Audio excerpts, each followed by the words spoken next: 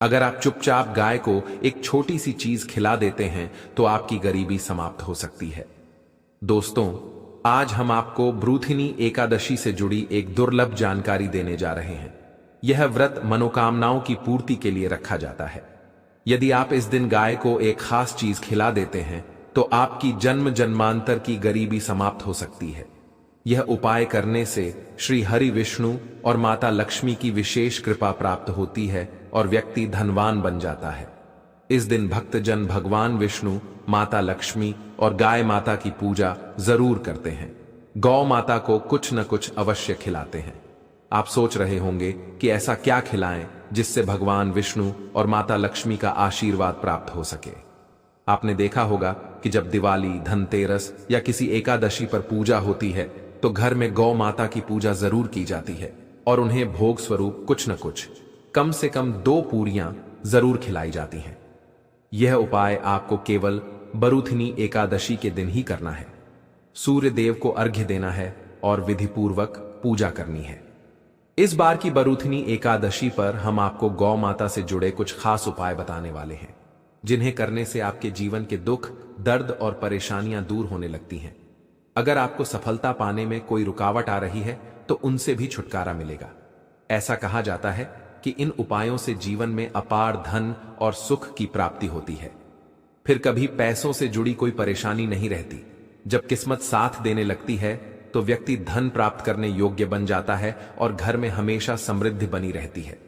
कपड़े और धन कभी कम नहीं होते। 24 अप्रैल बरूथिनी एकादशी के दिन अगर आप चुपचाप गाय को एक छोटी सी चीज खिला देते हैं तो आपकी किस्मत पूरी तरह से बदल जाएगी। यह उपाय इतना असरदार माना गया है कि इससे 1 महीने के अंदर ही व्यक्ति करोड़पति भी बन सकता है। खासकर महिलाओं के लिए यह दिन बहुत शुभ होता है। अगर वे इस दिन व्रत रखती हैं और विशेष मंत्र का जाप करती हैं तो उनका सौभाग्य जाग उठता है और संतान सुख की प्राप्ति होती है। इस दिन अगर कोई व्यक्ति गाय को यह खास चीज खिला देता है तो उसके जीवन की गरीबी दूर हो सकती है। शास्त्रों में भी कहा गया है कि बरूथिनी एकादशी पर किया गया यह छोटा सा उपाय श्री हरि विष्णु और माता लक्ष्मी की कृपा दिलाने वाला होता है। इससे व्यक्ति के जीवन में धन की कभी कमी नहीं रहती और सुख समृद्धि बनी रहती है। अगर आप इस छोटे से उपाय को कर लेते हैं तो सारे दुख, दर्द और कष्ट दूर हो जाएंगे।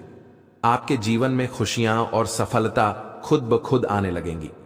व्यक्ति राजा के समान जीवन जीने लगता है और उसे 33 कोटि देवी देवताओं की कृपा प्राप्त होती है। गाय माता के आशीर्वाद से व्यक्ति के घर में कभी अन्न, वस्त्र और धन की कमी नहीं रहती। बरूथिनी एकादशी पर किया गया यह उपाय व्यक्ति के जीवन की गरीबी को हमेशा के लिए खत्म कर सकता है। इसलिए जानना जरूरी है कि वो कौन कौन से खास उपाय हैं जो इस दिन गाय से जुड़े होते हैं और जिन्हें करने से व्यक्ति को चमत्कारिक लाभ मिल सकता है। उपाय बताने से पहले यह जानना जरूरी है कि बरूथिनी एकादशी इस बार कब पड़ रही है। कई लोग पूछते हैं कि कामदा एकादशी 23 को है या 24 को। तो इस साल बरूथिनी एकादशी 24 अप्रैल 2025 को मनाई जाएगी। इस दिन पवित्र नदी में स्नान करना चाहिए और भगवान विष्णु, माता लक्ष्मी के साथ गाय माता की पूजा जरूर करनी चाहिए। पूजा के साथ साथ गाय को कुछ खाने के लिए जरूर देना चाहिए। इससे व्यक्ति के जन्म जन्मांतर के पाप नष्ट हो जाते हैं और उसका जीवन सुखमय बनता है। जिस दिन का सभी भक्तों को इंतजार रहता है वह दिन अब पास आ गया है। हिंदू धर्म में बरूथिनी एकादशी को बड़े उत्साह और श्रद्धा के साथ मनाया जाता है। इस दिन भगवान विष्णु, माता तुलसी और अन्य देवी देवताओं की पूजा होती है।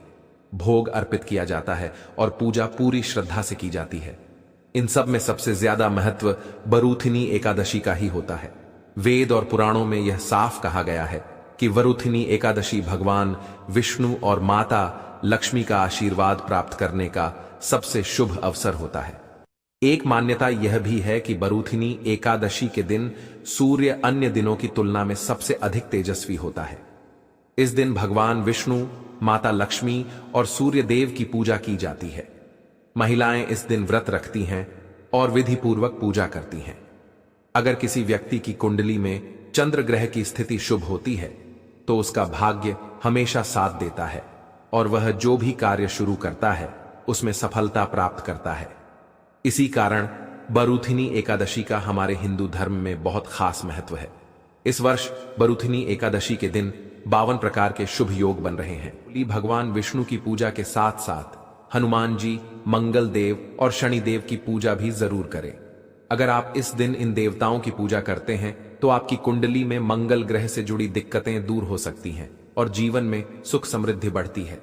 व्यक्ति की सभी मनोकामनाएं पूरी होती हैं। गाय से जुड़ा उपाय बताने से पहले एक और उपाय बताते हैं जिसे आपको जरूर आजमाना चाहिए। शाम के समय आंवले के पेड़ के नीचे सरसों के तेल का चौमुखी दीपक जलाएं। आप चाहें तो आटे का दीपक बनाकर उसमें बाती लगाएं। दीपक में लाल कलावे की बाती लगाएं और 4 दिशाओं में दीपक की बातियां जलाएं। दीपक में 2 साबुत लौंग भी डालें। फिर देखिए कैसे चमत्कार होता है। इसे जलाकर अपनी मनोकामना कहें और दीपक वहीं छोड़ दें। दोस्तों, यह गौ माता से जुड़ा उपाय बेहद प्रभावशाली और लाभकारी है। इसे जरूर करें। अब बात करते हैं उन खास उपायों की जो गाय से जुड़े हुए हैं और जिन्हें करने से 7 पीढ़ियों तक बैंक बैलेंस की कभी कमी नहीं होती। दुख दर्द और परेशानियां दूर हो जाती हैं और सुख समृद्धि जीवन में बनी रहती है। व्रत वाली एकादशी के दिन भगवान विष्णु और माता लक्ष्मी की विधि पूर्वक पूजा करें और उसी के साथ गौ माता की भी पूजा अवश्य करें। भोग बनाया गया है उसमें से 2 पूरियां गौ माता को अवश्य खिलाएं। ध्यान रखें, सूखी पूरी न खिलाएं। पूरी पर मिठाई या सब्जी या हलवा जरूर लगाकर गौ माता को अर्पित करें। दोस्तों, हर एक और मांगलिक काम में गौ माता या उनसे जुड़ी चीजें जैसे गाय का गोबर, गोमूत्र, दूध या गाय के दूध से बना घी जरूर शामिल करना चाहिए। इससे पुण्य की प्राप्ति होती है। सनातन परंपरा में माना जाता है कि जिस घर में गाय होती है वहां के सभी वास्तु दोष अपने आप दूर हो जाते हैं, क्योंकि बिना पंचगव्य के पूजा पाठ और हवन पूरा नहीं माना जाता। दोस्तों, महीने में एक बार परिवार सहित गौशाला जरूर जाएं और वहां गायों को हरा चारा खिलाएं। ऐसा करने से सभी प्रकार के दोष शांत हो जाते हैं। बरूथिनी एकादशी के दिन गाय को गुड़ खिलाना बहुत शुभ माना जाता है, लेकिन ध्यान रखें, गर्मियों में गाय को गोद नहीं खिलाना चाहिए। गाय से जुड़ी कुछ शुभ और अशुभ संकेत भी होते हैं। जैसे अगर गाय का दूध दोहन करते समय वह ठोकर मार दे और सारा दूध गिर जाए तो यह अपशगुन होता है। लेकिन अगर आप यात्रा पर जा रहे हों और रास्ते में गाय अपने बछड़े को दूध पिलाते हुए दिख जाए तो यह संकेत देता है कि आपकी यात्रा सफल रहेगी। गाय की आवाज यात्रा पर निकलते समय सुनाई दे या रात में उसकी हुंकार सुनाई दे तो ये भी शुभ माने जाते हैं। दोस्तों, गाय के साथ कभी ऐसा व्यवहार न करें जिससे उन्हें तकलीफ हो। शास्त्रों में साफ कहा गया है कि गाय को कभी मारना या पीटना नहीं चाहिए। उन्हें माता का दर्जा दिया गया है और जो कोई गाय को नुकसान पहुंचाता है वह ऐसा पाप करता है जैसे अपनी मां को चोट पहुंचाई हो। ऐसे व्यक्ति को नरक में कष्ट झेलना पड़ता है और अगले जन्म में पशु योनि मिलती है। यह बरूथिनी एकादशी का ही अवसर था जब भगवान श्री कृष्ण ने बैल के रूप में आए एक राक्षस का वध किया था। इस पाप से मुक्ति के लिए उन्हें सभी तीर्थों को बुलाकर एक कुंड में स्नान करना पड़ा, तभी वे पाप मुक्त हुए। साथ ही जो व्यक्ति पानी पी रही गाय को डराकर भगाता है वह बहुत बड़ा पाप करता है। लेकिन ऐसे लोग जो गाय की सेवा करते हैं उन्हें स्वर्ग की प्राप्ति होती है और अगले जन्म में सुख समृद्धि से भरा जीवन मिलता है। आराम कर रही गाय को उठाकर परेशान करना भी पाप माना गया है। जो लोग गाय की सेवा करते हैं उन्हें उनके पिछले जन्मों के पापों से मुक्ति मिलती है और वे गोलोक में स्थान पाते हैं। इसके अलावा गाय को डंडा मारकर उठाना या उस पर पानी डालकर उठाना बहुत बड़ा पाप माना गया है। ऐसा करने वाला व्यक्ति अगले जन्म में दर दर भटकता है। शास्त्रों में यह भी बताया गया है कि जो लोग गाय की सेवा करते हैं, उन्हें भोजन कराते हैं और उनकी देखभाल करते हैं, उनकी सभी मनोकामनाएं पूरी होती हैं। गाय के बछड़े के लिए जो दूध बचता है वही मनुष्य को लेना चाहिए, लेकिन कुछ लोग पहले गाय को दुहते हैं और फिर बछड़े के लिए छोड़ा गया दूध भी दुह लेते हैं। ऐसा करना बहुत बड़ा पाप माना गया है। इस तरह के दूध को पीने और दुहने वाला दोष का भागी बनता है। शास्त्रों में यह भी कहा गया है कि गाय और बैल की पीठ पर नहीं बैठना चाहिए। ऐसा करना महापाप होता है। और इसके कारण नरक की यातना भोगनी पड़ती है। नंदी, जो महादेव के वाहन हैं, उन्होंने स्वयं इच्छा से शिव की सवारी बनना स्वीकार किया था, इसलिए वह एक अपवाद है। गाय का दान करना बहुत पुण्य का कार्य है, लेकिन कभी भी बूढ़ी या बीमार गाय का दान नहीं करना चाहिए। कठोपनिषद में भी नचिकेता की कथा मिलती है, जहां उन्होंने अपने पिता द्वारा बूढ़ी गायों का दान देने पर आपत्ति जताई थी। जो लोग दूध देने वाली गाय का दान बछड़े सहित करते हैं, उन्हें महान पुण्य की प्राप्ति होती है और वे स्वर्ग में स्थान पाते हैं। सूर्य, चंद्र, मंगल या शुक्र की राहु से युति हो तो पितृदोष बनता है। शास्त्रों के अनुसार सूर्य पिता का और मंगल रक्त का कारक होता है।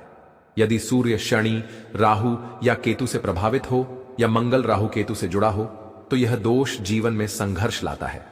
इस दोष से छुटकारा पाने के लिए एकादशी या रोज गाय को रोटी, गुड़ या हरा चारा खिलाना चाहिए।